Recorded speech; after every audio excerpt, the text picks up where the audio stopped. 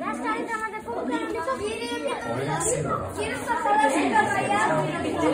Κύριε στα θαλάσσια μαλλιά. Τα θαλάσσια μαλλιά τι νομίζεις? Πανελλήνιος πρωταθλητής Ελλάδος. Πέρα από την πλάκα, είναι πανελλήνιος του 23 σε όλη την Ελλάδα. Τον πήρα και αυτό να μεταγραφεί από άλλη σχολή, είναι της Ραφαηλίας ο αδερφός.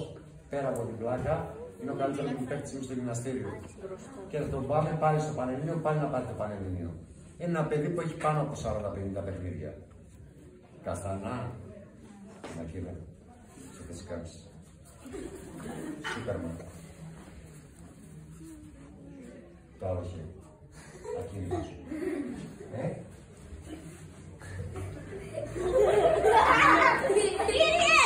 Κύριε, κάτσε το κάθισμα. Κάτω το κάθισμα.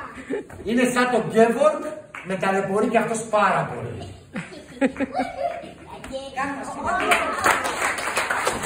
Και